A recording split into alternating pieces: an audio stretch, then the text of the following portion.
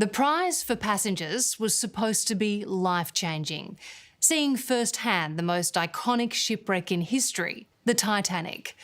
Sadly, the outcome for all 5 people on board the OceanGate submersible, Titan, was life-ending. Somewhere along the journey, 3.8 kilometres down into the hostile depths of the North Atlantic Ocean, catastrophe struck. As you'll see tonight, there are lessons to be learned from this tragedy, and they're brutal. This wasn't an adventure. Like the Titanic, it was a disaster just waiting to happen. People are so enthralled with Titanic that there are 3 words in the English language that are known throughout the planet, and that's Coca-Cola, God, and Titanic. It's nothing short of a deadly irony.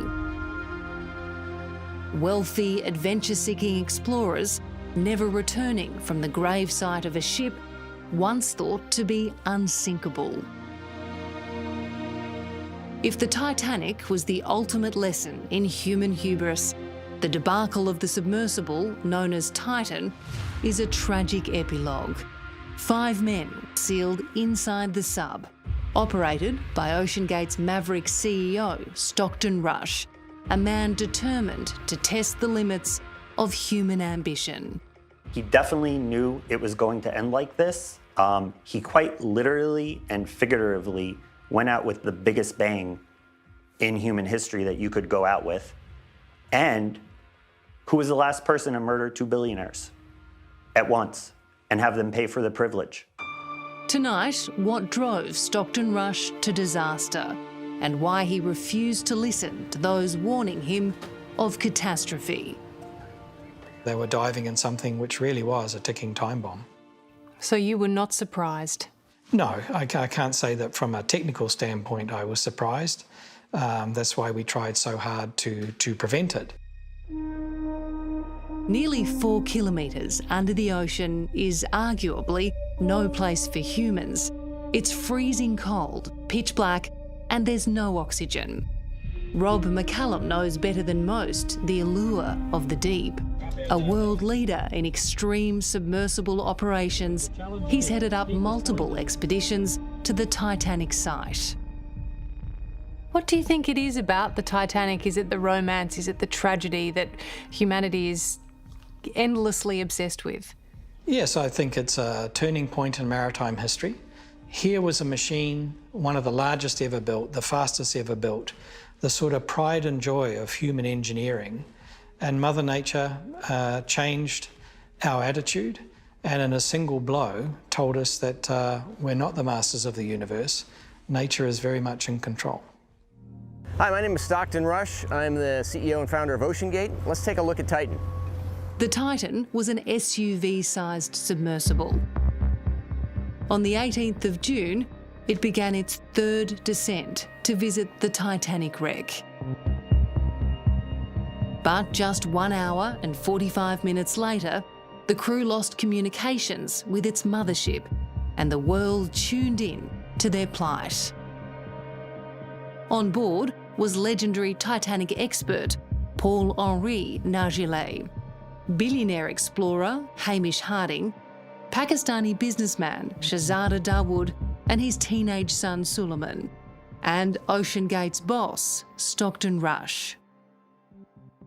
Taking a completely new approach to the sub design, and it's all run with this game controller and these touch screens. So if you want to go forward, you press forward. If you want to go back, you go back, turn left, turn right, go down, go up. And it's Bluetooth, so I can hand it to anybody. And it's meant for a 16-year-old to throw it around, and super durable. We keep a couple of spares on board just in case. I think Stockton was designing a mousetrap for billionaires. Wow. Yeah. From the shores of Honduras, tourist submarine operator Carl Stanley swings between grief and anger over a tragedy he describes as preventable and inevitable. Stockton Rush had been a friend. Back in 2019, Carl was one of the first to set foot inside the doomed Titan on a test dive in the Bahamas. What did you experience during that dive? Well, I would say every 3 to 4 minutes there was loud gunshot-like noises. It's a heck of a sound to hear when you're that far under the ocean in a craft that has only been down that deep once before. Carl was convinced those noises were the carbon fibre hull slowly cracking, and he immediately raised his concerns with Stockton Rush in a series of heated calls and emails, writing, "There is an area of the hull that is breaking down. It will only get worse." Carl also felt Rush had a disturbing lack of operating experience, and he told him so in no uncertain terms. No, I literally painted a picture of his wrecked sub at the bottom, and even that wasn't enough. You've been building deep sea submersibles since you were a teenager. You've got thousands of hours experience in piloting these craft. In your expert opinion, what was the fatal flaw of the Titan? There's no doubt in my mind that it was the carbon fiber tube that was the mechanical part that failed. And that's what you believe you heard essentially cracking? Correct. Titan was the only commercial submersible in the world with a hull made from carbon fibre composite. Carbon fiber is coated with rhinoliner, which is sort of what the military uses. It stops water penetration. That's because the rest of the industry considers the lightweight material not up to the job, incapable of withstanding extreme deep sea pressure. But for Stockton Rush, the extra space meant he could fit more passengers on board. You know, I've broken some rules to make this. I think I've broken them with logic and good engineering behind me. The carbon fiber and titanium, there's a rule you don't do that. Well, I did. It's picking the rules that you break that are the ones that will add value to others and add value to society. And They were so proud of flaunting the accepted norms. And if you're going to flaunt an accepted norm, you really need to know what you're doing. And I wasn't convinced that that level of expertise was there. Rob McCallum worked with OceanGate as a consultant early on, but was alarmed by the company's experimental approach. Join the crew of the Titanic survey expedition. And when Stockton Rush announced his plan to take passengers to dive the Titanic in an unclassed submersible, Rob quit. Stockton Rush once said, "If you're not breaking things, you're not innovative." I mean, is there truth to that in your industry, or is that just reckless? Completely reckless. I mean, it's great fun breaking world records. I mean, I just love it. But they don't count if everybody doesn't make it home. Rob wasn't alone in his concerns.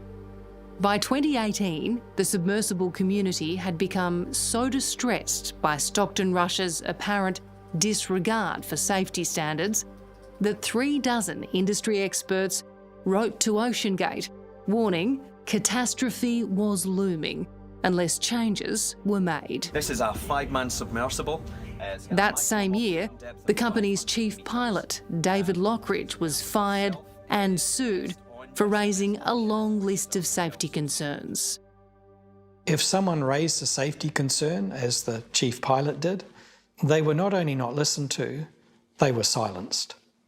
That is such a toxic culture when it comes to safety. And it's the reverse of everything else I know in the maritime industry. The Titan operated in lawless international waters. Copy that. OceanGate called passengers mission specialists, and while some on board were indeed deep-sea experts, others were thrill-seeking tourists. First time in a submarine, it looks really cool in here too. Crucially, the sub wasn't independently certified or classed.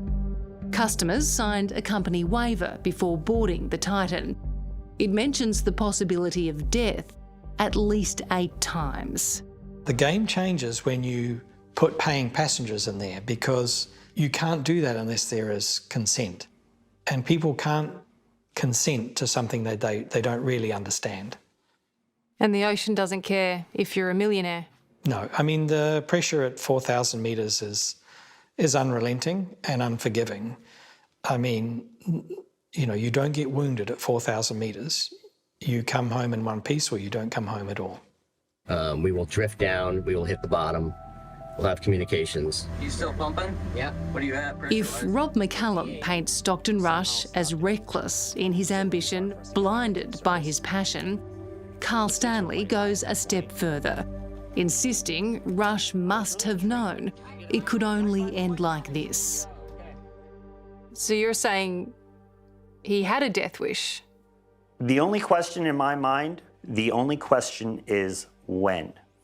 He was risking his life and his customers' lives to go down in history. He's more famous now than anything else he would have ever done. It's a stunning allegation from someone who knew Stockton Rush and his sub well. But OceanGate insists what many saw as reckless was necessary to further humanity's understanding of the final frontier. I feel like as co-founder, I do have to stand up for the fact that I feel that what we were doing was right and was heading in the right direction. Well, there must have been something wrong with it, because 5 people are dead. Racing to find the missing dive vessel that is. It was the macabre countdown the world couldn't turn away from. At this point, it could be anywhere from about 54 to 80 hours of oxygen left. As we waited and wondered about the fate of those on board the missing Titan submersible. Repeated banging has been picked up on sonar equipment. Headed for the magnificent, ghostly remains of the Titanic. As an expert we spoke to says that window of opportunity is quickly closing. After an exhaustive 5-day search, I offer my deepest condolences. The US Coast Guard declared what many industry insiders, like Rob McCallum, had already surmised. The sub had suffered a catastrophic implosion. The whole volume of the submersible collapses in about 2 milliseconds. And it takes 25 milliseconds for the human brain to detect a threat. So it's not so much that you die, it's that you cease to exist. It's almost the perfect end. Attention and scrutiny quickly turned to the Titan's pilot, OceanGate co-founder and CEO Stockton Rush, who for years brushed aside red flags raised by colleagues and passengers about the safety of Titan. Guillermo Sunline knew him better than most. Very intelligent, very funny guy. I think most people don't realize what a comedian he actually was. But very capable engineer, very passionate about oceans and ocean exploration. The friends and business partners co-founded OceanGate in 2009 with a shared vision. The ocean is just so big and we know so little about it. And so for us, it was really about giving humanity access to these assets that could take everybody down into the ocean. Guillermo left the company 10 years ago, but remains a shareholder and a loyal supporter. He now finds himself in the awkward position of defending the man responsible for the only submersible implosion in history.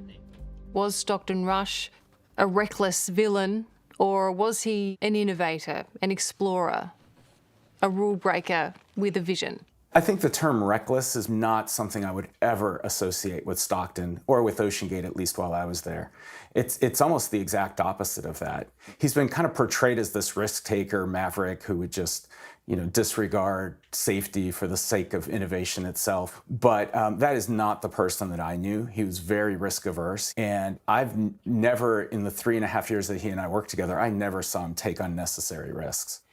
Isn't taking paying passengers on an unclassed sub, about which there have been several safety warnings, down to the Titanic, an unnecessary risk? I know 2 of the other 4 crew members that were lost would cringe if they were being labeled as tourists or passengers. They considered themselves explorers. They considered themselves part of the crew. They considered that their financial investment was going toward scientific research and exploration of the oceans. But when you have people who had heard cracking noises in the Titan, people who are engineers saying these materials aren't appropriate, your testing isn't appropriate, surely that points to a huge safety risk. Well, the popping noise is expected in carbon fiber hulls. That was in prior hulls, not in the one that dove a couple weeks ago. Things were fixed. So I think it's still premature to even address these kinds of questions. Well, there must have been something wrong with it, because 5 people are dead. Well, we don't know exactly what happened. It could have been a number of different things that caused the implosion. And when we want to go down... The way Guillermo sees it, others in the industry, through competitiveness or perhaps lack of foresight, had been trying to stifle OceanGate's innovative plans for years. I do share the concerns about the risks that were taken, but I tried taking a longer-term view of everything. But do you concede that if he had have stopped and heeded some of the warnings, he may still be alive today? Potentially. If he had done nothing, he and the crew members may still be alive, but then again, humanity may still be stuck not knowing anything about the world's oceans. As the families of those killed grieve, last week, OceanGate suspended all exploration and commercial operations. While the watery graves of the Titanic and the Titan are now forever tragically entwined, it's likely deep-sea tourism will recover from this catastrophic setback. But Rob McCallum hopes the Titan's voyage will be the last of its kind. It's a big ocean out there. There are over 1 million shipwrecks. I would like to think that exploring wrecks and exploring the deep ocean is something that's going to continue. But I think in terms of Titanic, we probably have all the material that's ever going to be needed. She's been the subject of many books, countless movies and documentaries. Maybe it's time to bid her adieu. Hello, I'm Amelia Adams. Thanks for watching 60 Minutes Australia. Subscribe to our channel now for our brand new stories and exclusive clips every week. And don't miss out on our extra minute segments and full episodes of 60 Minutes on 9now.com.au and the 9Now app.